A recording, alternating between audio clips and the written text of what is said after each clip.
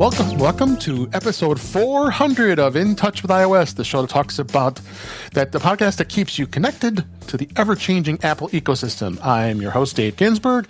Each week we break down the latest news, updates, tips, hidden features across iPhone, iPad, Apple Watch, Mac, Vision Pro, and Apple TV, with all the insights from our friends, experts from the Apple community. Because here we read the release notes so you don't have to.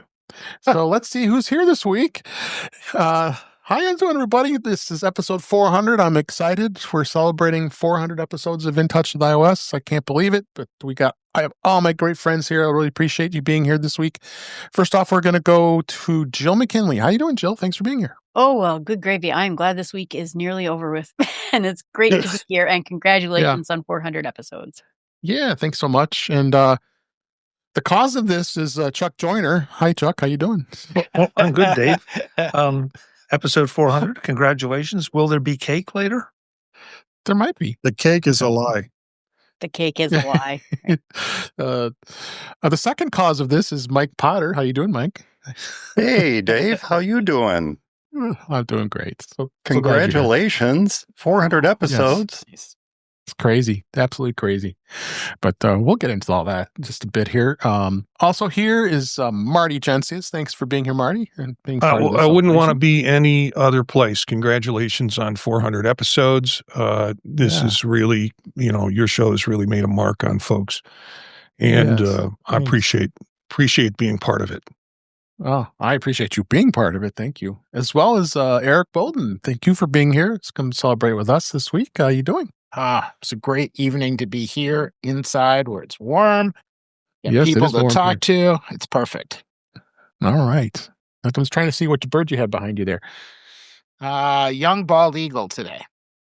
Oh, wait. I guess we could look this way. That's a receding hairline eagle. Yes. Hasn't gone bald yet, but getting there. That's a good code. So minoxidil eagle. Mike. And Jeff Gamet, I'm so glad you're here, and you've been part of many episodes of until we made to 400. I appreciate you being here. How you doing? I'm doing great. I'm happy to be here. Congratulations, Dave. Yeah, and I have to call out what you said earlier about Chuck and Mike being responsible for this. No, you're responsible because you pull it together and make it happen. They're just enablers. That's right. Okay. Well, they were enablers. So yeah. As long as you're buying, everybody will show up. Into this, right? Yeah. Yeah. All right. Last but certainly not least, I'm so glad he's here. Guy Serle. How you doing, Guy? I'm doing well. I'm just happy that you called me a friend. I can always use friends. You are a friend. So thanks for everybody being here this week. I'm super stoked, excited to go through. We're going to talk a little bit of history of what happened on this show for this past 400 episodes. I'm not going through all of them, of course, but what I decided to do to be just notable, I wanted to note out to all the episodes that all my wonderful esteemed panelists have been on as their first episode here on the show. So we're gonna kind of go through that, and then plus we got some great news and a lot of other great things that have come out this week. But we're gonna go through it, and I've had my crack team here put together the list and research which episode you were on, and we've got it in the show notes, so it's kind of fun. This guy thought this would be kind of fun, and then I'm also going to mention which version of iOS was out for that time we had the episode. So Guy, you are the winner. You were on episode 9, and I don't know if you remember that, but that was only the 9. After 9 episodes, I was still hosting with Melissa, and you came in and filled in, and the first thing you talked about, of course, was microphones. Shocker. And I let it go. And what a surprise! And I did let it go because I didn't know any better. But as you notice, the title of the episode was "Podcasting in iOS," and it was more podcasting than iOS a little bit as I went back and listened a little bit here. So I appreciate it. We had a blast. I'm thrilled and honored. You'll have to go back and listen to probably just to remember what we talked about. And it was back to the time when we were still doing Mac to the Future, and I was involved with that. Oh yeah, yeah. I've been there for a long time. That show. Yeah, we did Mac to the Future Go, and that was a lot of fun. So, and then the version of iOS that was out during that time, this was a July 9th, 2017. It was iOS 10. Ooh. So that's it. So the next one that's up, he's the second oldest episode. That was Mike Potter. I remember this very vividly. We had a blast doing this episode. This is when we went with the suburban Chicago Apple users, our RIP with that group, but got to spend some time at the Michigan Avenue Apple store, and I was, we had a blast there. We had I think they gave us like 3 hours of their attention. We were able to sit into those sessions back in those days, and then we got to sit on the riverfront, right down the steps from the store, and we recorded a live episode, and it was like the most fun I've ever had with this show, and I think I noted as one of my more favorite ones. Don't you think, Mike? Not only one episode, Dave, we recorded 2 episodes. We're sitting out there on the banks of the Chicago River with my Zoom H6. I can't remember what audio recorder you had. I had my Zoom H6 as well. People booking past us on their bikes and jogging past and all that, but we're like, yeah, whatever. We're just going to record a show. It was a lot of fun. Yeah. So as I eased into the shows, then I came to episode 35, and that was the very first time that Chuck Joyner, my good friend, and you're all my good friends, but Chuck was kind of the mentor and kind of eased me into becoming a podcaster when I was on stage at MacStock, the very first MacStock, and And I said, I was absolutely thrilled. I went back and listened to the beginning of the show, and I said, I said, and I even said that you inspired me to do this on the show. But we had some fun. We talked about, we both had just gotten our 10S and 10S Max. I think you went with the 10S. I went with the 10S Max. And then you made fun of me about the fact that, remember, I bought the iPhone 8, and then I said, no, I'm not going to upgrade. But then I went to the 10 anyway. Yeah, I remember our conversation very well about you starting something, and it's like, Dave, why not? What's the worst that can happen? And 400 episodes later, what the worst that can happen is, because here we are. Hold my beer. What am I doing next Tuesday? I vividly always have that in my mind when you said that to me on stage. So and then I got to be on your show for the first time, and then the rest of it's history. And you've just been you've been a pretty big inspiration. You've been doing podcasting, and many of you here have been doing podcasting for a long time. So I remember that, and that was August 11th, 2018, and we were running iOS 12 on that day, going back that history. So. One thing I wanted to notate, I'm even talking about myself here. This was the one and only time I ever did this show by myself, and I said I would never do it again because I was listening. And I think what inspired me to do it is because I had Adam Christensen on the show, and he's done, he did the MacCast by himself always, basically. Mm-hmm. And he happened to have me on his show once right after that, and then I guess that was kind of unheard of that he had someone on the MacCast, and I was. So I guess I should be kind of honored he did that. So, so I decided to do the show myself, and I listened back, and I'm like, yeah, I'm glad I never did that again because I love to have all you guys here with me. So that was on episode 68, and I did that on September 12th, 2019, and that was when iOS 13 was out for the iPhone at that time. So, and then move on to the wonderful Jeff Gamet. He was on episode 107, and that was with Warren, we had at that time, and it was an absolute thrill to have you on. As I kept meaning to get you on the show, we met for the first time at MacStock, and that was on July 14th, 2020. So that was during the pandemic. So we met in 2019, and so it was a wonderful time at that time, and we talked about fun things, and you always make me laugh, and you're just great with everything, and it was a fun show. But that was episode 107, and you've been on many, many of them ever since. I mean, I had you on the first time, then we skipped a week or two, and then you kind of liked me a little bit, I guess, and I kind of want to ask, hey, you want to come on as a regular contributor? I would love to have you, and then you kind of did it, and then we are now. You've been on Dave, you're pretty okay. And yeah, I think so. You're awesome, and of course, I was happy to come on the show and had a great time, and I still am. And clearly, you're a glutton for punishment. Yeah. So, so that was again July 14th, 2020. iOS 13 was out during that time. So then, Jill McKinley, I got to meet you for the first time at MacStock, and I believe it was that same year in 2023. That was July 30th, 2023. I had you on for the first time, and we I cut the cord, and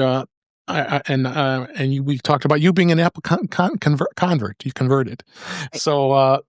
And we had Chuck was on with you as well. Ben was on as well, and I think that was a fun show, and you were really great. And I kept having you on, and then we finally, I think I think we did it this year, not this year, last year. You're a regular contributor, and I love having you on every week, and you're so wonderful for doing that. So we had a lot of fun that day, and then that was again July 30th, 2023, and that iOS 16 was out during that time.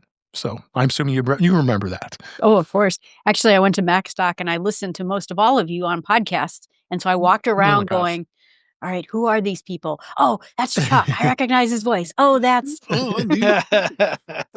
Dave. I recognize his voice. Yeah. So that was a great time. And then Marty Jencius, I'm so thrilled that we became really good fast friends. I met you for the first time in 2023 at MacStock, and I had you on for the very first time. This was episode 264, and Jill was on with us as well as Chuck and Ben. And I'm sorry, I'm sorry, I'm looking at the wrong one there. I had Jeff on there with Ben and you, Marty, and we were. The title was "No New iPads for You" and MacStock 8. So he had just we were getting ready for MacStock for 2024, and we had a great time with that episode, and you were just so amazing. And then I had a bunch of other times, and then you decided to become a regular, which I'm so grateful for as well. Yeah, Thursday nights is peyote night in our household, so you're going to have to remind me what I say on these shows. So I'm glad you gave me a little bit of rundown. Yeah, you of course you had influenced me to buy it. I mean, not that I already wasn't the person that was buying everything in technology. You look around with me right now and what I have around me, and then you really twisted my arm because you started talking about the Vision Pro, and you started up the Vision Pro Files podcast. Did you do it in 2024? I believe you did, right? Yeah, we're in our 80th show now. So yeah, so you started right when you had bought it when it came out. I think I bought it maybe about 4 months later after you did, 4 or 5 months. Yeah, I think I met Eric on Chuck's show and found out that he had one, and then we decided to do the podcast together. So you joined, of course. Yeah, I joined, and I think it was the best thing I ever did because you are just amazing to work with, and you're just like a podcasting machine. How many shows you have now? But it's been just wonderful. I'm so glad you're part of this show as well. Last, not certainly not least, but Eric, you were the newbie, and I just looked back to when you joined. It's only been this year since you joined, so it was episode 298, and I'm sorry, 353 is the episode that you were on, And I already put your name in the title because you had the hawk picture behind you, and talked about your Vision Pro and adventures, and we had a real good time with that episode, and that was April 4th of this year, 2025. So of course iOS 18 was out during that year, so I'm sure you remember that, and that was a lot of fun too. So I'm so glad you're a part of it and become a regular of this show as well. So appreciate all of you being here. Then I know this is such a big crew here. I think this is the biggest I've had using Ecamm. So I got 8 people. I'm talking like Mike was like, "Wow, you got 8 people sitting on a screen here on using Ecamm here," and I did it. So I guess I'm doing okay. So I thought it was a good way to kind of go down memory lane. The show's been awesome. We're going to keep going. I want to keep as I work through my potential retirement over the next few years. Who knows? We'll never know what happens. But I'm going to continue to do this. I love Apple. We all do here. We're very passionate about it, and it's going to just continue to be fun. And it's always fun to have all you with me. So I appreciate it. So let's go on back. Retirement, Dave. I'm sure I will because I've talked a lot. To go here. So, just I guess I look at some people in the chat here. We got Boy Bixby saying, "I'm not 400 yet," and Brian said, "Good evening, everyone. Happy 400." And Go To Fair. I'm not sure who that is, but I appreciate it. Says 400, and Wither Bucket says, "Sometimes I feel like 400." So I think we all do. So, all right. So let's go on and get on to the show this week with the normal things we talk about. Not a little bit. We'll start with Vision Pro this week. I didn't want to talk too much about it this week, other than the fact that I wanted to mention that all the releases came out this past week. So starting with visionOS 26.2, we had the travel mode updates was the biggest thing that was added to it. What that is it's going to have a mode when you're in a car or a bus or a train, and with spatial accessories, including other features that fixed some bugs and security updates and such like that. But I think the thing that was stand out the biggest was the travel mode. And I know, Eric, you were attempting to do that. I don't know if you've had any success yet, but you're still working on that, I assume. Still working on it. I've got a couple of trips planned. So I'm going to get in a car and a train. No planes. Can't do planes yet. Virtually, yes, but not in real life. But I might go to the airport. I figure that'll be close. Maybe walk up and down. All right. And Marty, did you have anything that stands out for you on this 26.2? I haven't. You're already on beta, of course. Yeah, I'm already on the beta, but since Eric is testing it, I thought what I do, and my wife is going to push me around the house in my computer chair to simulate travel. So it's true. Peyote night really is a blast at your place. Peyote Airlines. Oh my gosh! You're high before you're off the ground. Big one. It's news with Vision Pro has been kind of quiet lately, so there wasn't too much really to talk about. We've been coming up with some really great topics on the Vision Profiles, but I just thought I'd keep it short and sweet this week since we got that going here. So, but let's go on to beta this week. Apple did release iOS 26.3 beta 1 this week, and here is the information here, and it was for testing, and there really isn't known much yet what 26.3 has added. There are some bug fixes for sure, because 26.2 was a big update because it had a lot of security updates. Marty, have you noticed anything when you updated to 26.3? Are you muted? Oh, he is muted. Yeah, you're unmuted, Marty. No, I haven't noticed anything. It's just yesterday I was able to start going through the machines and going through the iPads to do the upgrade. So I haven't had much chance to play with it. Okay. So here is some of the things that we found so far. The transfer to Android. I have an interesting story about that in a minute, but that's one of the things that they've now made it simpler to do the transition between Android and if anyone's switching from an Android to an iPhone. When you have the two phones connected, you can opt to have the move over photos, messages, notes, apps, passwords, and phone numbers and more. The data transfer occurs with no need to download and use a separate app. Help data is a device is paired, so it brings over the apps.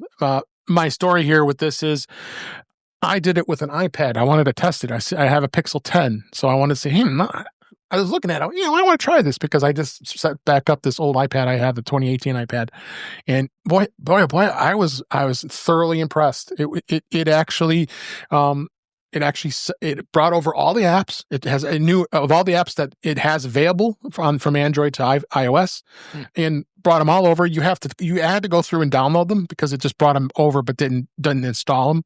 It just put them as a placeholder. You know how when you have apps that are that they haven't been used for quite a while and they just offload. That's what it did. So you had to go through and download a lot of those apps that way. But I was surprisingly enough, it was pretty seamless. I was pretty impressed with that. So that actually worked out pretty good. So it was kind of fun. Another thing I noticed today, because I forward a line from one phone to another, what came up was, do you want to forward your phone to an Android phone? Or do you want to change this line to an Android phone? So I had never seen that in the menu before as an option. And I forward my phone number back and forth quite a bit, but this was on the new beta, I guess. Yeah. 26.3 has got even more that I think you can go you can go vice versa with them both, and almost like we just like what we discovered with we discovered that the way it could do AirDrop between Android and iPhone. I tried it, and AirDrop does work pretty well. So I know these are old days for you, Mike, because you had an Android years ago, and you've been on an iPhone for quite a long time, right? Yeah, for a while. Yeah, I've been on the iPhone for a while. I was super glad to hear that Google and Apple are working together to make this process relatively seamless, no matter which direction you're going. Now, because people tend to hang on to their Android phones for quite a long period of time, I've always run into trouble with the transfer app because the old Android phones just didn't want to transfer reliably. So I would always fall back on the old manual methods. But this will be nice. This will be a great addition to it. Yeah. So let's go back here. Excuse me. The notification forwarding. You now can do notification forwarding. That's the settings of allowing incoming notifications on an iPhone to be forwarded to a third-party wearable device like an Android smartwatch. Excuse me. The settings are located in the notification section of the settings app under the new notification forwarding option. Apple says that the notification can only be forwarded to a single device at a time. So if notification forwarding is enabled with a third-party wearable, the Apple Watch won't be able to receive any of those notifications. So it's got a lot of stuff here. Now they got weather wallpaper. People are going to get excited about that with the wallpaper here. And more features will be coming. They'll be talking about this. So I would say it's probably going to be a good month, maybe two, before we're ready to get that released. When it comes to that, so that is that. Also, what was released? We had the watchOS, tvOS, and of course, we talked about visionOS, and those are out as well. And as always, you don't know a darn thing of what they released, and there wasn't anything too overly exciting with the tvOS. So that has come out. So that is that. And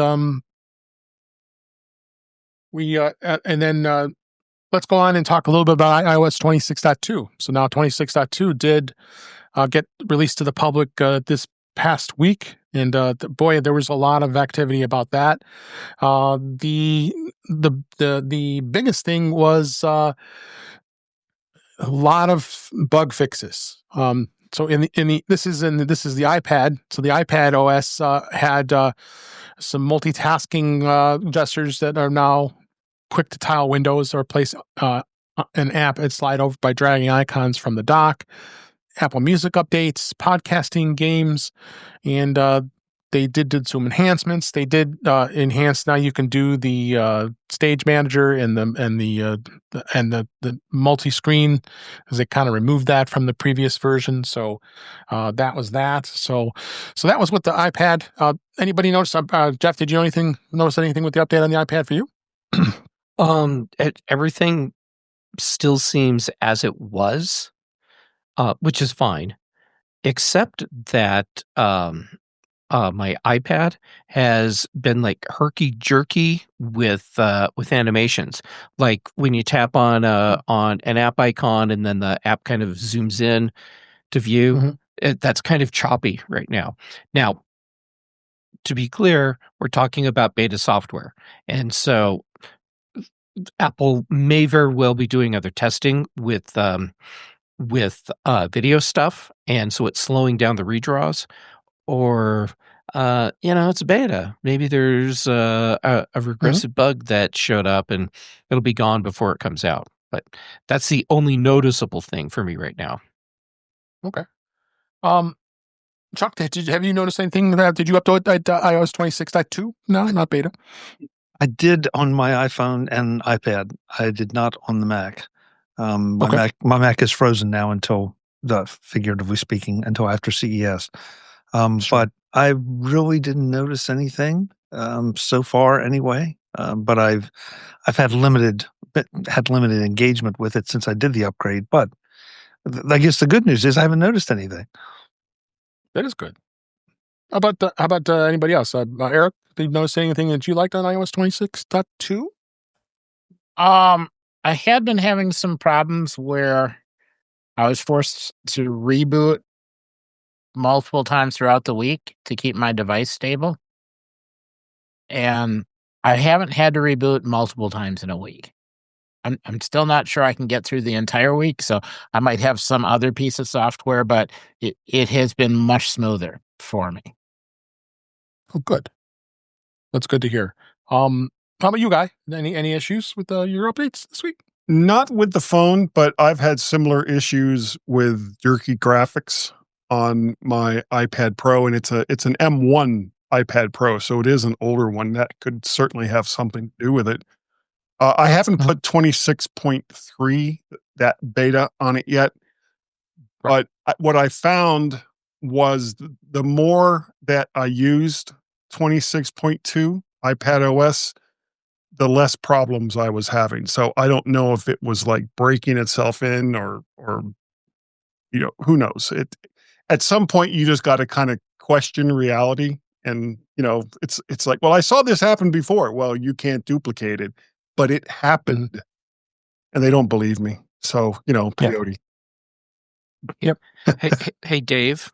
Yeah, go ahead. Since I have complained so much about problems with macOS 26, I should call out a couple things that I've noticed for that with the 26.2 update. So let me know when you're ready for that.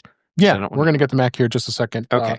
Just a couple. Jill, I just want to make sure I hit you and of anything you noticed with the iOS. No, but I've been having troubles with, and I think I talked about this, where gestures from games that put buttons in the wrong place have shrunk my windows. And so suddenly I was in full screen, and now I'm in some configuration square, and I didn't mean to do it. And that seems to have gone away in this beta. And I don't know. It could be the game. It could be, it's a couple, different applications I try, but it could be that it's just doing multi-screen better for iOS. Okay, great. I do want to mention that I highly recommend everybody to run updates to 26.2 on all the devices, because there were a lot of security vulnerabilities and and it fixed almost like 20 bugs and vulnerabilities. I'm not going to go through all this, but there's just ways people can get in. These guys can get in and cause a lot of problems. So very important that you go out there and run that update now, because if you're still running 26.1, you really need to run that update. There was another bug here that was found that it's turning on automatic updates for some users. That kind of concerns me, because I want to have control of what when I want the updates to run. I know, Chuck, you do, and a lot of others. So you make sure you check the software update section and be sure to see that that it is turned off if you don't want it to be turned on, because that's really important to do that. So that was kind of a bug that was found here, and then there's a ton of new features in 26.2, actually. And we've talked about them before as you've been going here. So you got there's now alarms for reminders. You can add an alarm on a reminder now. So if you want the alarm to go off, you can do that. And the lock screen has got some liquid glass sliders now. I know everybody's not a huge fan of the liquid sliders, but you've got that available. And the liquid glass settings, you now can make it more of a tinted option to reduce the transparency, because some people just don't like that transparency of the way the liquid glass makes the screen look. AirDrop is now has increased the security in AirDrop. You now have an extra layer of verification using AirDrop with unknown contacts, so you can manage now known AirDrop contacts right into here, and there is also an option to generate an AirDrop code on the receiver's device that it can be entered on the sender's device to complete the transfer. And the codes allow AirDrop to work for a 30-day period, which is nice, especially if you don't. But if you have somebody that's 30 days, I don't know why you would not just have them in your trusted contacts. But Apple Music got some updates for offline lyrics, and when you're not connected to Wi-Fi or cellular, favorite songs and playlists show up in the top picks, and Sleep Score was updated. The podcast app got some updates, some new features. It's announced it does include a feature called automatically generating chapters option to see mentions of other podcasts from the transcript and the player, and access it in links mentioned in a podcast on an episode. I'm not a huge user of that. And then they've now made some updates to passwords. So there's a lot of stuff in here. I'm not going to go through all this. We'll review it as we go here. But that there's definitely some definite updates here when it comes to that. And also I want to mention Jeff's favorite topic. You know what it is, right? HomePod. They released software 26.2 with performance improvements. They did release this week, and it's a month after 26.1, according to the release notes, and includes performance and stability improvements. And we know it can be automatically installed, and it can also be unless the feature is disabled, and you can do it from your iPhone, your iPad, or the Mac by tapping the More button and go to the Home settings. So, Jeff, I'm just waiting to know, what was your experience getting your HomePods up to date? They're still the same, right? They're still the same. Yeah. I don't know what stability and performance improvements we're getting. Maybe they mean it's not going to be as wobbly on my shelf. Yeah. I don't know. But I'm not seeing anything that confirms to me there are improvements to HomePod performance. I did see Anybody else? Go ahead, Jill. Yeah, I have a number of shortcuts. As I mentioned, my bird has a HomePod, and he gets a number of playlists. And when it swaps between playlists, there's a lull between it when it's kicking off a shortcut and pausing one sound and then starting a new one. And that one seems to have been faster now. Like, it used to lull for quite a bit, and now it's faster, which applicable to most people who aren't giving it to a canary. They, if they're listening to a music, it means it's going to start the music up sooner. So, okay, Mike, do you have HomePods at all? I don't think you do. Do you? I don't. Yeah. I was just thinking about buying one, though. We'll see what this little robotic HomePod-y thing that we're hearing might come out next year is, and maybe I'll ignore that one too. Oh, I'm sorry. Maybe I'll get that one. I don't know. Well, our next reaction time. That's when we'll really know what the reaction will be. We'll really know what's going on. Yeah. Yeah. Chuck, you updated your iPad HomePods? Any trouble? None whatsoever. And I do use my HomePods frequently. I have one. Yeah, he uses them to keep doors propped open. No, I don't. Your doors don't stay open. Nope, I have one in the bedroom and one in the one right here in the office. And come to think of it, there's one in the kitchen too. Let's make that 3. And they just do their thing. I feel bad. I don't know what Jeff said to them to make his so angry, but mine are fine. It was Jeff. It is. I am just a horrible, horrible person. So it could have been one of a dozen things he said to it. Right? It's like you were here, Jill. Just stop asking. It tells me what you say. Inappropriate questions, and everything will be fine. Yeah. Well, now we've got a problem. Yes, I figured. So I had been having some problems with the before the update. I've got 2 different networks, and if one network went down, all of the HomePods jumped onto the backup network, and then I was having problems convincing them they should go back to the normal network. After the update, it is a much, much, much smoother process. Yeah, trying to change the network on a HomePod can be a real PETA. So anything that Apple does to make that an easier process, I'm good with it, because I've got 2 Wi-Fi networks here at the house also. Okay. The Home app seems to be able to go in and show you the spots, group them together, and then let you move a group of them. and the interface is a little bit better to indicate where they are and where they're going. And it's not so much you ask and then wonder. And it's more efficient. Yep.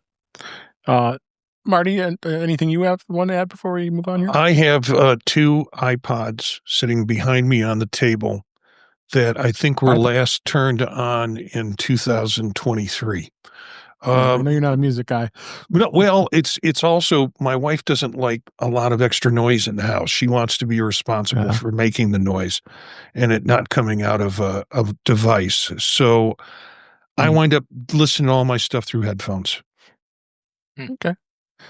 All right. Well, still not happy with HomePod, at least not Jeff anyway. So they also did there are some other features coming here, but the one other thing was kind of interesting here. I wanted to talk about this real quick. Was in Australia. There's some Australia listeners here that the iPhone 12 users in Australia would have to upgrade to 26.2, and this is why. Apple says there's a technical failure in Australia preventing some older mobile phones from being able to make emergency calls by dialing 000. Apparently that's their 911, and said that there is a low chance that it could happen again. So it's in a rare event that this happens, and in exceptional circumstances affecting mobile operators networks or that happen again. Older mobile phones may still encounter this. So basically, if you're in Australia, well, you should be updating anyway because it's a new update. You shouldn't be using the old ones anyway because there's security problems there. So all right. So now let's get to Mac.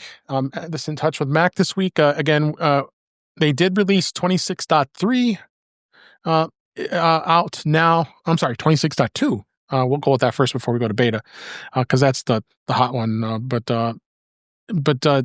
there was some fixes there. But I'm sorry. Let's go to beta because I know. Did you try beta, Jeff? Or you're not on beta on Mac, right? You just upgraded to 26.2? So, because I want to get that the hot topic here this week. Yeah, I don't run beta on my Mac. Okay. So, how was your experience? I know we've been hearing you talking about Big Lake so much and how it has really been a miserable experience. How did the update do for you? I am actually quite surprised that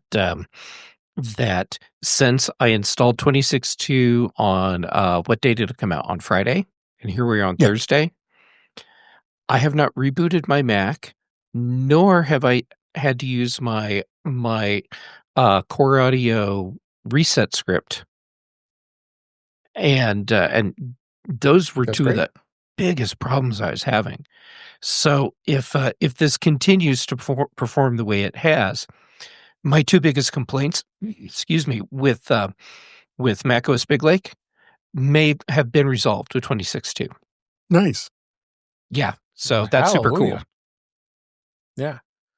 So the biggest thing that was released in 26.3 was Edge Light. Has anybody tried that yet? Yeah. Because I did. I'm about to turn it on for the first time. Yeah. So I included our link to the support article from Apple as well as the article, and I was at work because I've been doing a lot more testing and installs of macOS on my work machines because we've got a new process in place for imaging new laptops, which I'm excited about, and We discovered this, and I hadn't read through this yet because I knew I would see this week. But it is a pretty darn cool.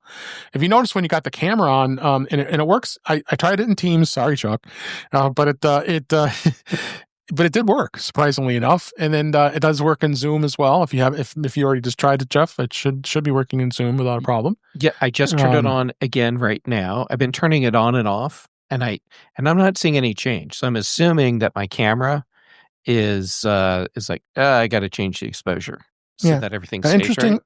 I don't know. Interestingly enough, the other features that are in here won't turn on with eCam. So Edge Light is working for me. But I'm seeing the light difference when you do that. No, I accidentally clicked Studio Light that time. Oh, that's Studio Light. Okay. because I'm in Ecamm, it blocks it. But yeah, there are some other new features in the camera. If you notice that, you have portrait, you have studio lighting. The reactions is much easier to get to. You could, especially easier to turn off. And they have some backgrounds. It actually has a transparent blue, light blue, like a sky blue background. It actually doesn't look too bad. So they did add some little bit of enhancements in the camera when you're connecting with this. Have you tried this mic at all? It's just new for you? I have not tried it because the only Mac I'm running 26 on is a spare one. Oh, okay. I'm not running it on my main Macs yet. So no, I've not had a chance to try it, but I do like all the camera tweaks that Apple's been adding, and the studio light is pretty interesting. Yeah. And so it's so it was kind of one of their more cooler features that they've added, because I really haven't seen them add a lot of other stuff like this before. So I thought it was kind of cool. So a couple other things that they've added in 26.2s. Again, we talked about the podcasting with the chapters, the games. They have filters in the games library, so you're able to find by category, size, and more. Also has some bug fixes and improvements. The airdrop codes we talked about. The Apple News section links in the sidebar of the News app offers easier navigation for popular topics like sports, politics, business, and food. Tables in Freeform can now hold text, images, documents, and drawings. I know, Eric, you were just talking about using the Freeform on the Vision Pro. Is that have you been trying it on the Mac as well? Yep, and on the iPad. And I really like the Tables edition. Okay, that's good to know, because I hadn't been really trying. And anybody else here has been tried Freeform at all on their devices? I don't think so. Some super popular thing. Here's the problem that I have with Freeform, and it's that I'll start doing a Freeform with someone, and we get enough information together where we're like, okay, we can roll with this, and then we just abandon it. Instead of continuing to flesh out the process in Freeform. Okay. I think that's probably a me problem. Could be. So, yeah, that's about it. Nothing overly exciting of what came out. Same thing with beta. 26.3 beta is available on the Mac. I've got it running on my beta Mac Mini. Didn't really notice much. I don't know if anybody else, Marty. Have you noticed anything of you're running beta, or Jill? No, nothing really. So it's definitely going to be interesting to see where they go with that. So let's go in some other topics here. This hidden vehicle motion cue adjustments in iOS 26 has solved motion sickness issues. I know, Marty, you brought this article up. I found this rather interesting. So basically, what Apple did is they rolled out a vehicle motion cues. It helps with the kenosis. This writer and be more manageable, but it didn't fully fix it. But it does have some new adjustments, and it does work. So it's just motion sickness. It really helps the motion sickness by customizing the appearance, the color, the visibility. So this is kind of cool that they did this. What caught your eye on this? Do you get motion sickness, Marty? I don't get motion sickness. I have a brother-in-law who suffers from it and insists he has to drive all the time, which, who knows? It could be that he suffers from it or he has control issues. But I do have a daughter that I heavily medicated while she was growing up, whenever she got into the car, because she had motion sickness. And we still travel together. And I sent her this article and she's like, oh man, I can't wait to try this out. And it's really interesting. Basically, it's giving you dots, very subtle, small dots along the frame, that as the car moves and your phone moves, you have some anchoring, so your visual system and your vestibular system can link up. So it kind of eliminates the differences between those two when you don't have those kind of anchors. So I think it's really cool. I think it's ingenious in terms of the way they decided to put this into devices. Does Does anybody else have any experience with have any motion sickness problems or have tried this at all? Yeah, my wife does. So I'm interested to try this because all she has to do when we travel long distance is text with her sister. And that just becomes a real nightmare. Yeah. Marty, I'll talk to you later about what drugs you use so that maybe I can try those on my wife. Oh, with little kids, it's Benadryl. It's not, okay. You sound a little scratchy, kid. Maybe we should give you a little Benadryl before we go on that trip. Knocks them out car like candy, honey. Yeah, it knocks them out like a drunk at an Irish bar, and you can just kind of travel in quiet. I heavily recommend that. Even the wrong podcast. Yeah, exactly. No, you don't have any issues with that, Chuck? Or anybody that that would do this? I've had some friends that have reported that they have it, and that this has definitely helped a lot. I personally don't have those kind of issues, so I can't speak to it. But they were really kind of skeptical. It's like, well, what could this possibly do? But at some point, it's like, well, it didn't cost anything to try it, so try it. And they were quite surprised that it did make quite a difference for them. So that's it's one of those friend of a friend things, but it still is positive feedback.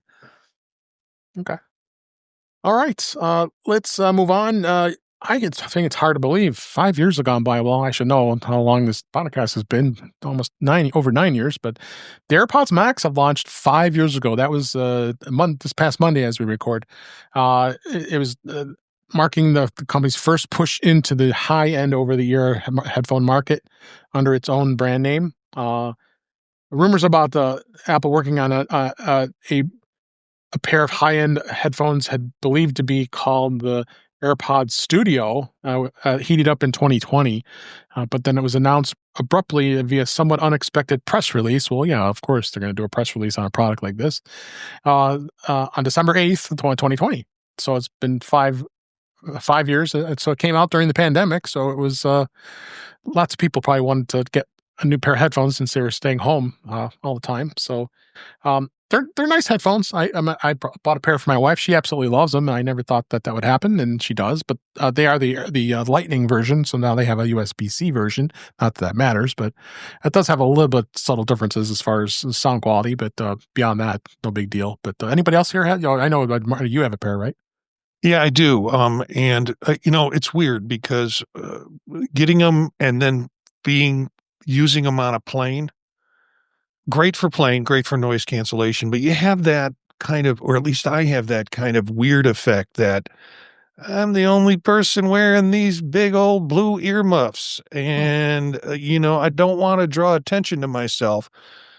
And the same thing happens with Vision Pro when you go on a plane for the first time. You're really kind of self-conscious about putting the device on. So, I traveled with them for quite a bit, because they were effective. And then as AirPods got better in terms of noise cancellation, then there was less need for me to take them on planes because the AirPod, Pro 2s and 3s were really kind of knocking it out of the park and very easy to carry around.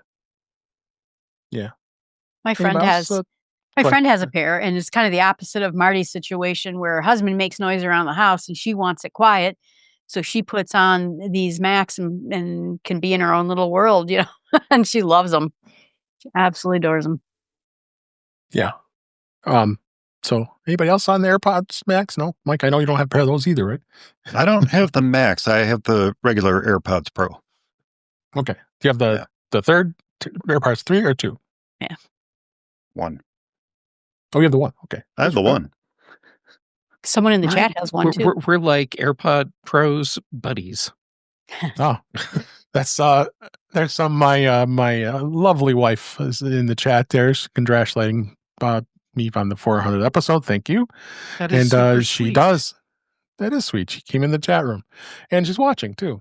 Yeah, she does. She really loves them, and I see her sitting and using them, watching her YouTube and enjoying having those headphones because they're nice and isolated. They sit nicely over your ears. So, it's So I don't know if she wants her name said on the air. Yeah, so that's fine. She's hey, in the chat, Mrs. Kathy. G. Oh, you can't, Kathy. You're awesome. Yeah. So that and the web in there said, "Double dog dare you to make a live appearance." She wanted to come in here too, but that's okay. Yes. So those are the AirPods. Dave locked the door. Is what he's trying to say. I should have Got a locked it behind remote. me there. No, I'm not doing that. He has a remote for everything else, guys. So. Yeah. I can reach over. No. Dave has everything within arm's reach, except right now, Kathy. So, get upstairs and get in that room. Oh, Jeff. All right, let's go on and let's talk about her laughing down there too. So the Apple Sports app is now, I know Chuck is very excited about this, that it is now supporting the PGA Tour. And I don't know, I was checking to see if they had a placeholder for it yet. I don't know if you checked it, Chuck, but... yeah, there's a placeholder in. I don't see it because it's not here. Oh, yeah. The tour is not active right now. The 2026 season starts up mid-January in Hawaii. So, there it is. Yeah, but so it makes sense. And I love the fact that it's there now and they're ready instead of just dropping it in. So frankly, it's about time. And I know Jeff is chomping at the bit to have one more sport in the sports app. I've been staying up at night because I've been like, what we really, really need in the sports app is more sports because it's not sports enough.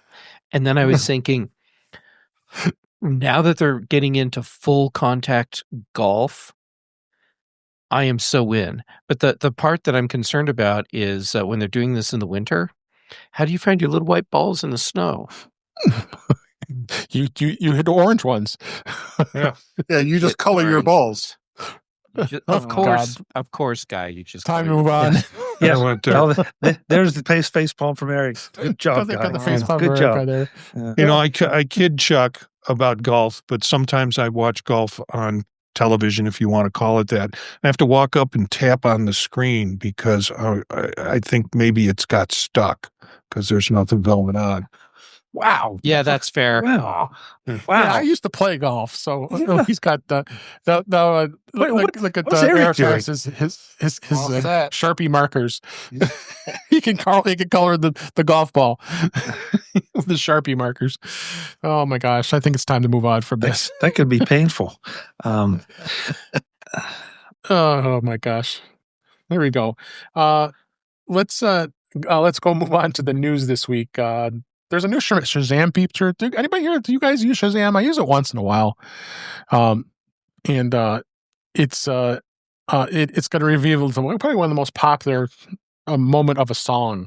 So what they did was they came out and rolling out a new popular segments feature that will leave exactly which part of the song is the most popular with listeners. Now, for example, there's an image in this article, which I can show you, that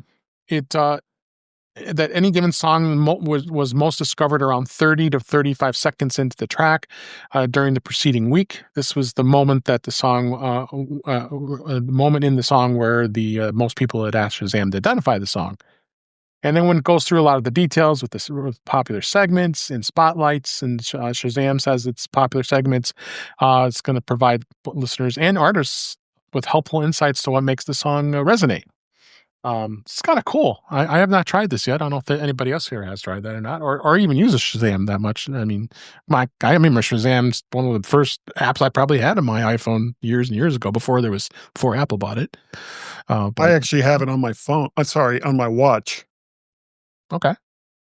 There's a shortcut for it there, and which makes it real easy instead of having to drag out the phone. And then, if it's not on the home page and all the rest of that, I just tap my watch and it lets me know whatever the hell the song is. Yeah. There's one song. I was just say there was one song from the late 80s that I never learned the name of and I never learned the artist. And I have the button right there in case that song ever comes on. It came on once in my life and I'm waiting. So it was a popular band. I Wow. think it's Oingo Boingo, to be honest, but I don't. Now it's killing me. I want to know what it is because I'm pretty good at identifying songs. Yeah. Do you remember any of the lyrics? Yeah. Sing it la, for la, us. la, la, la. It sounds like Oingo Boingo, and it has like a regular song part, and then it has this bridge part where it goes super fast, and it's and I just don't know. I don't know what. Oh, that helps. Yeah, I know it's really terrible. That narrows it down. Yeah, it's yeah. Have Shazam at the ready, like I'm ready. I'm ready. Guy said, put it. Have it on your watch, ready to go. I Go ahead, Chuck. Fumbling for the button because for me it'll be like I'm out in a public space, I hear a song, and then have to hold my phone way up in the air to try and get close to the speakers, and when you say, "Hey, S lady, what's this song?" It's actually using Shazam, so you don't have to hit any buttons. Just tell the S lady, and as long as you don't have a dysfunctional relationship with it, then you'll know what the song is. All right, Chuck. Now it's your turn. Go ahead, Chuck. Says the man with the dysfunctional relationship. Well, I felt that the disclaimer was critical. When I saw this, is this the point where we have completely jumped the shark on just too much information, that we're analyzing what part of a 2 to 4 minute song is the best, most popular, whatever?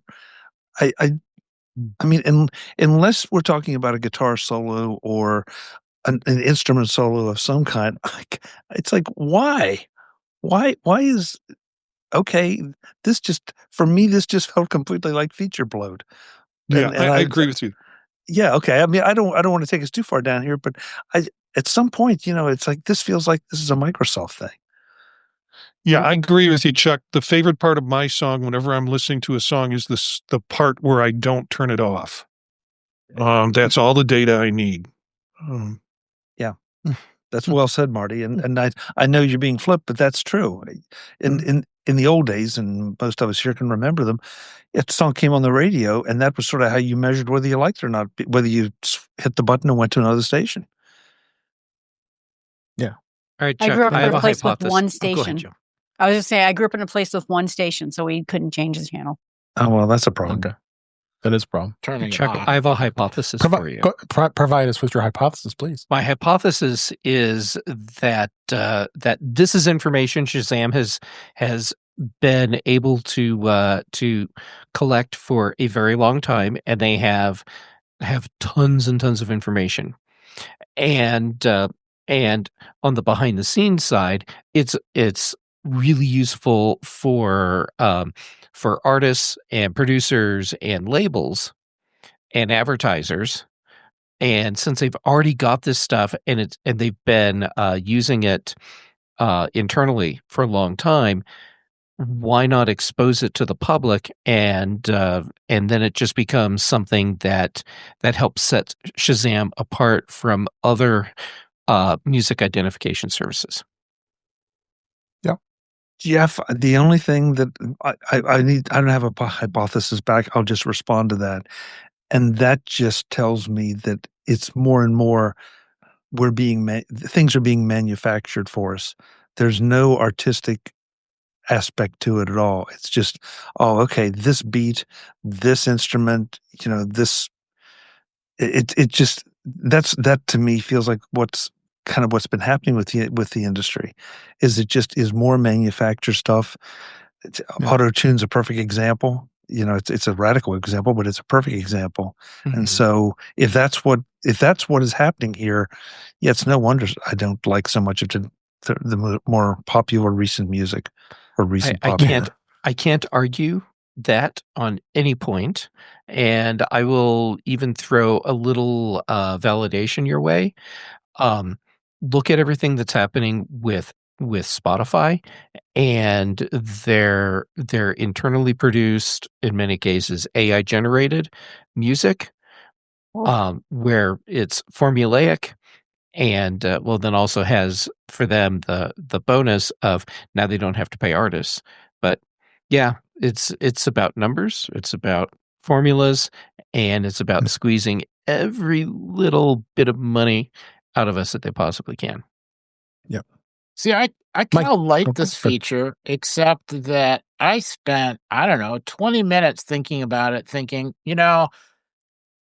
if the most popular moment of the song is in like the first 15, 20 seconds. All right, I can believe that. But how many of these songs are identified like near the end of the song, a minute in, 2 minutes in? They're all of the people that spent time looking through their phone, searching for Shazam, calling it up, trying to figure out how to hit the tell me what the song is button. There has to be, I was all lost in the bad data from the people who couldn't find Shazam moments. And somewhere there's a story, I'm sure. I mean, that's me. I was like, I walk around and I go, gosh, I wonder what that song is. And then I think, oh, wait, you have an app. Oh, let's go find it, and then I don't think about it. And then it's a race to get it identified before the song actually ends. Yeah. And you can clearly hear it in a restaurant, but for some reason your phone can't. Exactly. So, yeah. Do you have something to add, Mike? Only my hypothesis, and Marty might be able to relate to this, is that there aren't many people at Shazam who are prog rock fans. You are not even getting started with the song about 35 seconds into it. I mean, you got to go a good 2, 3, 4 minutes before you get into a good prog rock song.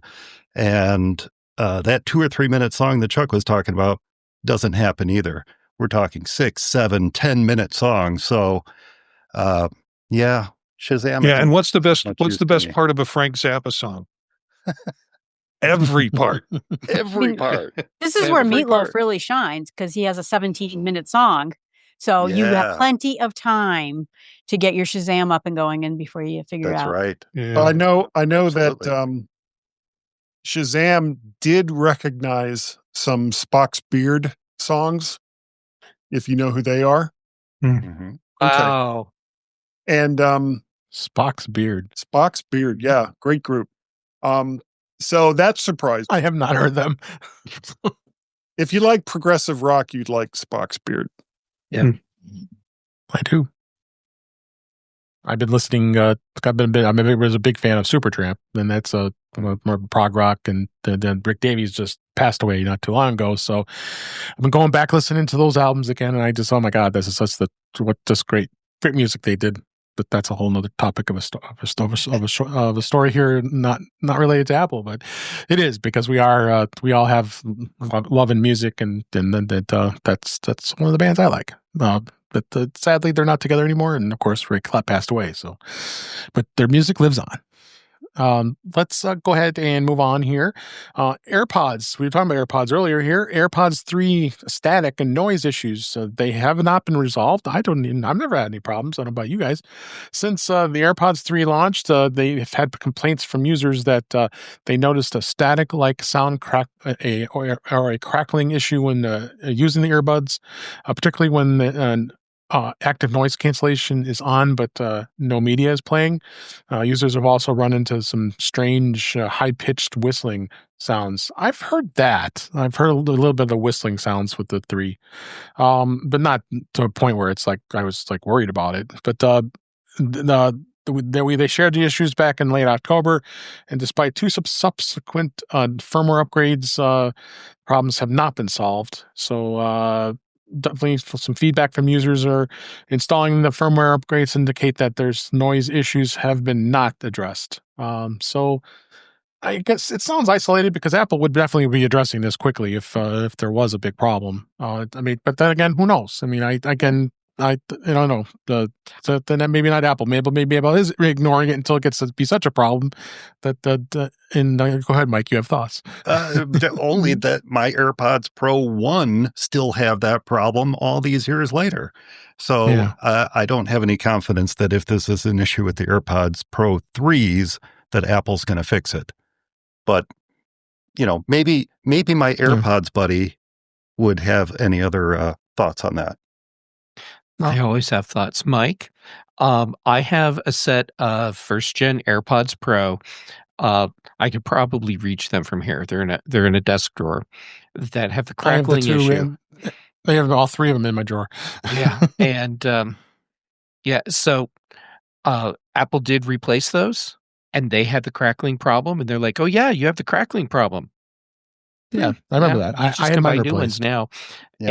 And so my feeling is, why should I spend money on AirPods Pro 3 when I have perfectly crackly AirPods Pro 1? I don't need to pay for fresh cracklies. Yep. But also, this is why, Dave, I bought your old AirPods off of you all those years ago. That's right. Yeah. Yeah, I and remember those that. work. But yeah, I have no confidence that Apple is going to fix the problem. And Chuck, for your benefit, I fully expect at some point there will be a class action lawsuit about AirPods Pro 3 crackly. There was with the one, so I feel like everything made that them- bad can happen happens to Jeff. Yeah.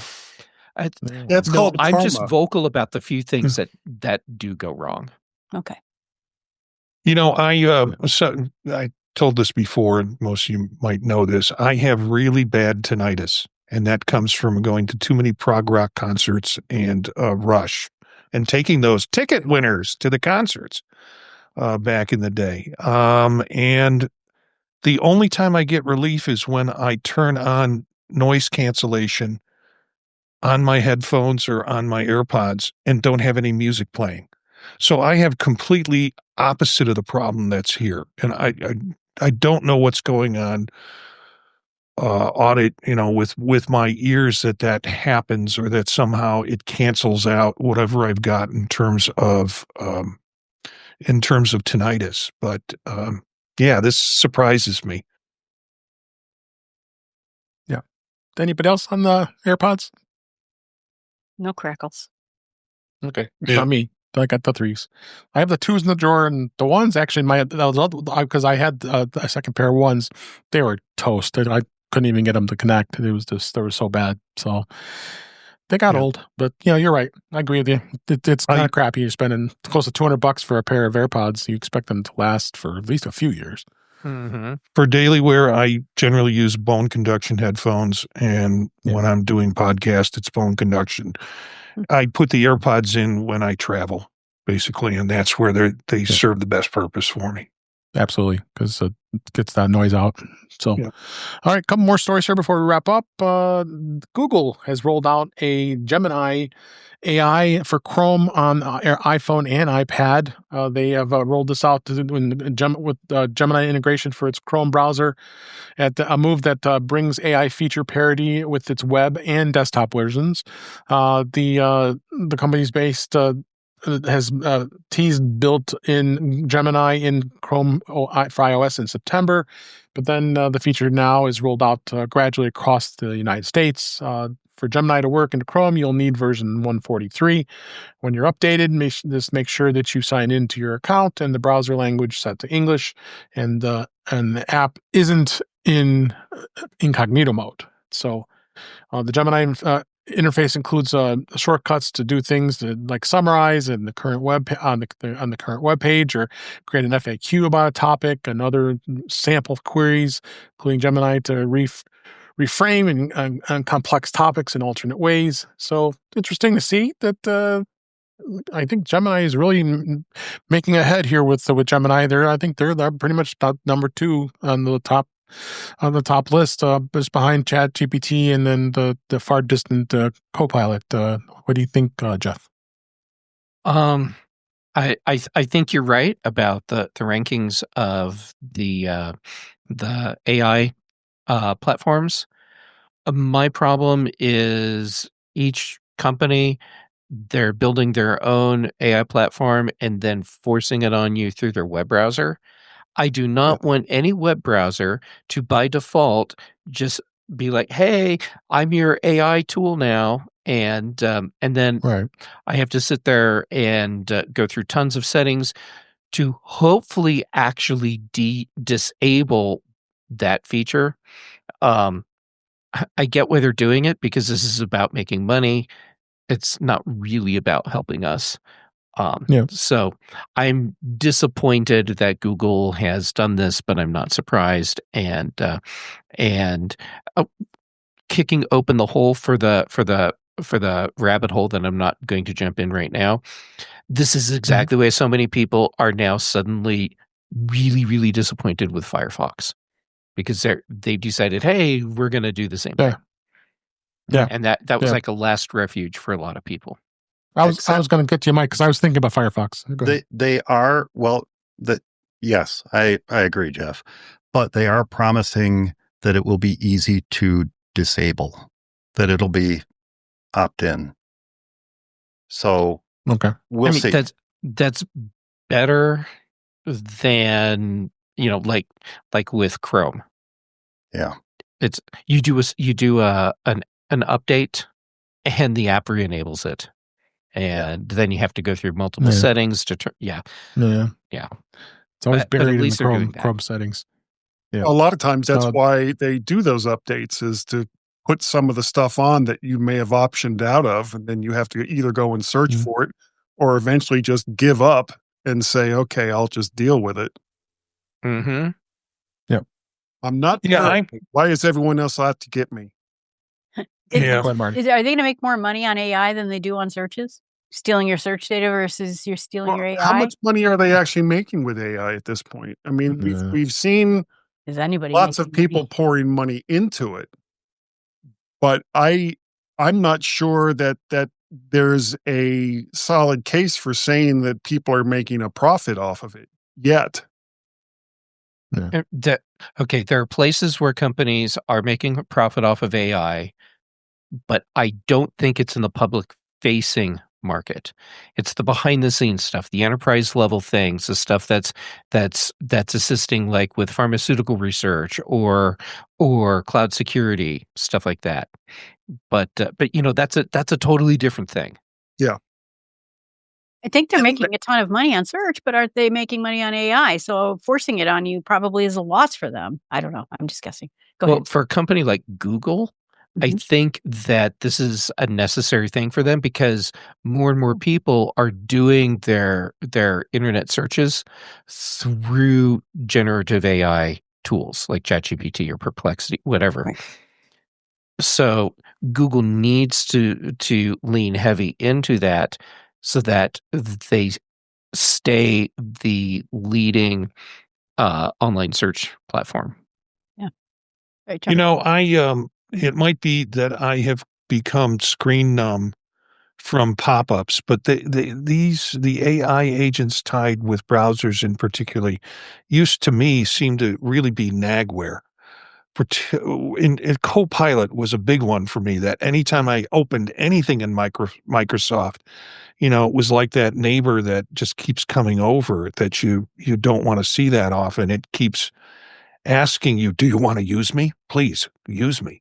And it's like, no, I don't want to use you, and I want you to stop coming over. And maybe that's happening less, or the fact that I'm looking at a Chrome browser right now and I see a little Gemini button up in the upper right-hand corner, and it's, if I need it, I go there. But typically I have kind of decided this is what I can use browsers for search. And when I'm doing projects and when I'm utilizing LLMs, I'm going directly to the app or going to something that's on my device only, where I can run those kinds of queries. If you're getting the same sense that I am, that they've kind of pulled back on that nagware, that for me is a plus. Marty, first of all, we've all lived through the advent of search. And so we're looking at it that way, because I agree with you. I kind of used it the very same way. I heard something on a podcast a week or two ago, and I'd love to give credit, and I don't always file exactly who said what away as I should. But search used to be just that. We were searching for something. Now we want answers. Mm-hmm.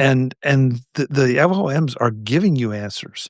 Now, whether they're good answers or bad answers, that's a whole other discussion. But they're giving you answers, as opposed to saying, well, look on this page or look on that site.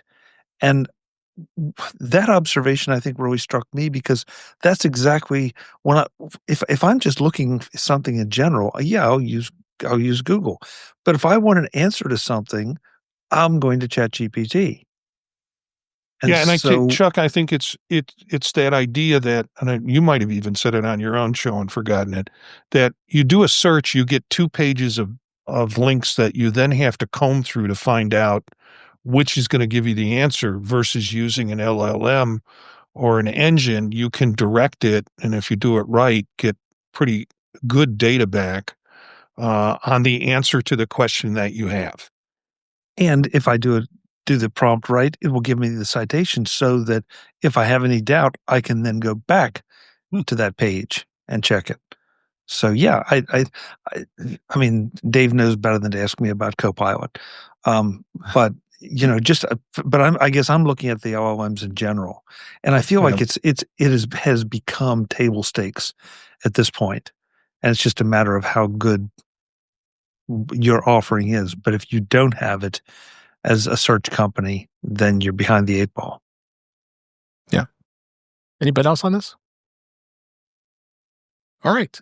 So before we go, we have my Potter here. I want to talk a little bit about MacStock. It's coming up next year soon. I've been promoting that wonderful virtual pass that you've got for MacStock 9, and I would want to know if there's anything you can tell us about what's going on for MacStock 10 next year. No. I didn't think so. No comment. No. Thank you for promoting the digital pass. The only thing I will add to that is that all of the digital passes, except for MacStock 9 2025s, are on sale right now for $25. And the whole reason for doing that is because I'm going to take them away. They're going away. They're going away in early 2026. So I put them on sale so that anybody who wants to fill in their back library of digital passes can do so at a cut rate price before they disappear in January. So thank you for mentioning those. But yeah, the 2025 digital pass is still out there too. And the only other thing I will mention is that we're looking for presenters. I just put out the first call for presenters a week ago, something like that. And if anybody is interested in presenting at MacStock in 2026, just go to speakatmacstock.com. Speakatmacstock.com. That will take you directly to the page that you need to be to submit your talk idea and get it in, because I'm always looking for new voices. We got a lot of great people who present year after year after year, and I'm gonna bring them back again this year. But we're also looking for a few new voices too. So submit your ideas. I'd love to hear them. Great. Oh yeah, can't wait. I was so anxious. I got my talk already submitted. So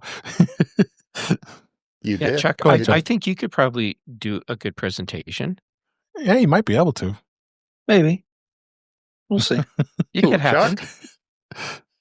Yeah. I mean, I know it's a new thing for you, Chuck. Yeah. Public speaking, yes. Public speaking. Yeah, that thing. Yeah. Being behind a microphone. Going As to I recall, conferences. you and I teamed up on one, Jeff, if I remember correctly. I do We have remember teamed that. up more than once, Chuck. Yeah, and that was the last time I presented, I think. And that 2024. may have had something to do I with see it. I see what you're saying. It took you a little while. So Mike, either you're welcome or I'm sorry. Or both. Or both. Yeah. There you go.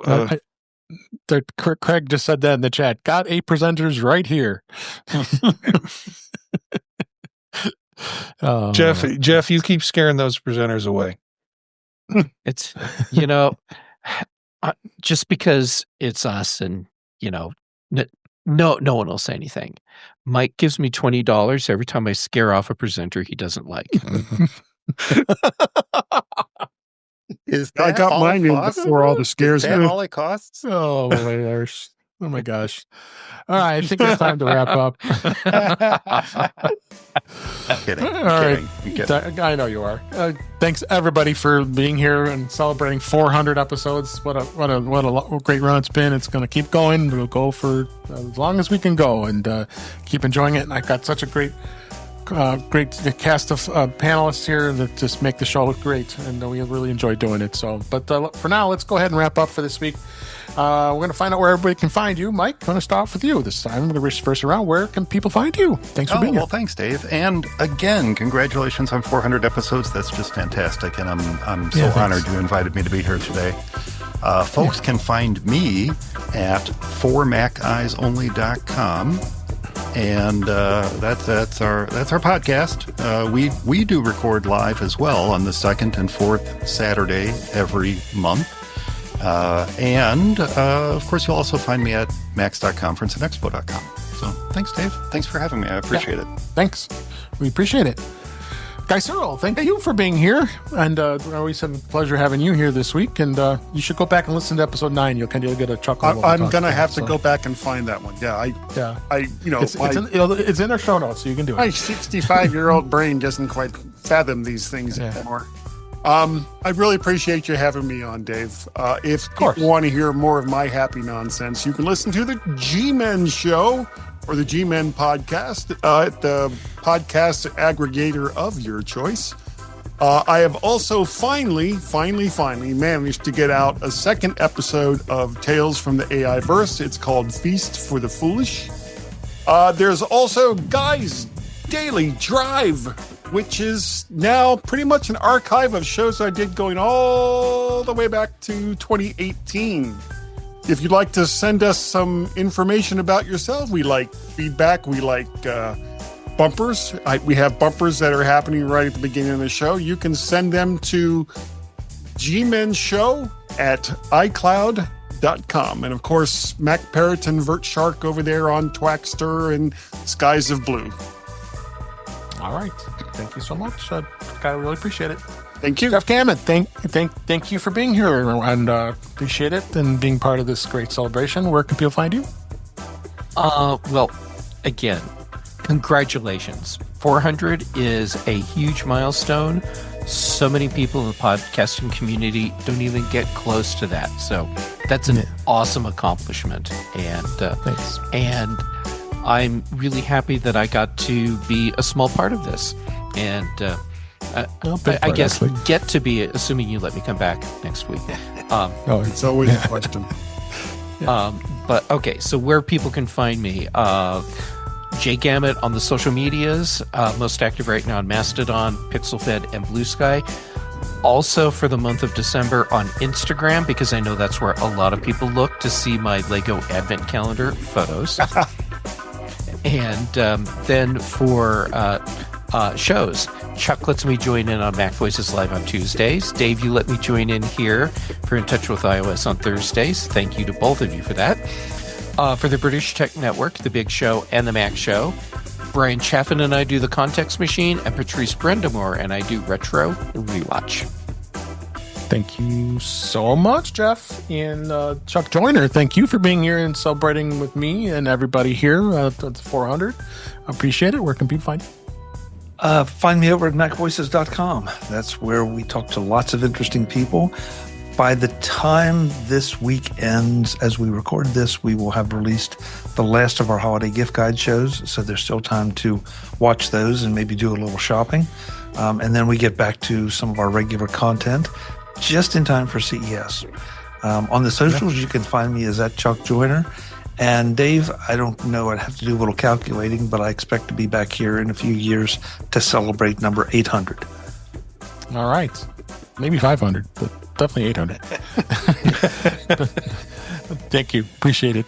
And Eric Bolden, thank you for being here. I'm so glad you're part of our regular crew here. We always love having you and being part of this celebration. Where can people find you?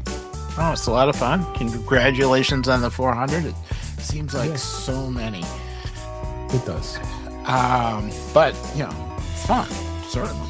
I can be found on Mastodon at EA Bolden at mas.to with all of the bird pictures. Otherwise, Mondays on Vision Profiles. Tuesdays on Mac Voices. And, of course, here on Thursdays and In Touch with iOS. Great. Thank you for being here. Appreciate it. And Marty Jencius, thank you for being here. I appreciate it and being part of this celebration. Where can people find you? Yeah, the big news is 400 shows is just remarkable. And I know we've got a lot of podcasters who are on this panel tonight, and I know that feeling. It's like, okay, I got to do another show. How am I going to get through it? And then like magic happens. And I think that's the fun part of it. And so you've had 400 episodes of magic, and that's a great piece for you. For me, you can find me at Jencius at mastodon.social or Jencius at Blue Sky. And Monday nights, Vision Profiles, Tuesdays with Chuck on Mac Voices, Thursdays with Dave on In Touch with iOS, the Mac Show on Friday mornings, and then I do a whole slew of shows that you can find besides Vision Profiles that you can find on the Pod Talk network. All right. Ooh, got the mug. And so go to thepodtalk.net. Thanks so much. Appreciate it, Marty. And Jill McKinley, thank you for being here and being part of this and being part of our regular panelist. I appreciate it. Where can people find you? Well, thanks again, and congratulations on 400 people. I find it hard enough to wrangle myself, much less wrangling other people. So that is quite the accomplishment of being able to get interesting people on and good conversation. So congratulations. You can just find me, jillfromthenorthwoods.com. That's where you can find all my podcasts and how to contact me. All right, that's simple enough. Thank you, I appreciate it. And just all right, let's with that, let's go ahead and wrap up for this week. That's a wrap for this week. Please, you're sending your comments, questions, suggestions to our email address, which is feedback@intouchwithios.com. You can follow us on Blue Sky and Mastodon at In Touch with iOS. Support the show. Buy me a coffee at intouchwithios.com/coffee. We'd really appreciate it. You can become a patron of the show by going to patreon.com/intouchwithios. We have 2 tiers available to support the show. We'd really appreciate it. And let's make sure you like, share, and subscribe so you are notified when we're live streaming, which is Thursday nights, 8 p.m. Eastern, 5 p.m. Pacific on our YouTube channel, which is youtube.com/intouchwithios. It was great to see Webb and Craig. Thank you for the congrats on the milestone 400. Appreciate it. And we had Brian and we had a number of others in the chat. That was great to see you. You can hang out with us and chat with us while we're doing the show. And you can go to the YouTube channel, be able to watch the stream live, as well as keep it up there recorded. And you can also listen to past shows. So you can subscribe to our podcast in your favorite podcatcher, including Apple Podcasts, Pocket Casts, Overcast, and many others. Better yet, just go to our website at intouchwithios.com, where all the ways to listen to us are there. I'm Dave Ginsburg. You can find me at these various podcasts, which would be Vision Profiles on Monday nights with Marty and Eric, Tuesday nights on Mac Voices Live, Thursdays here, and then on Fridays on the Mac Show on the British Tech Network. So you also find me on social media, which is at Blue Sky and Mastodon at DaveG65. So that's it. Thanks so much for being here. What a great show. We'll do another 400. Let's hope. But until then, thanks again for listening, watching, and we'll talk again soon.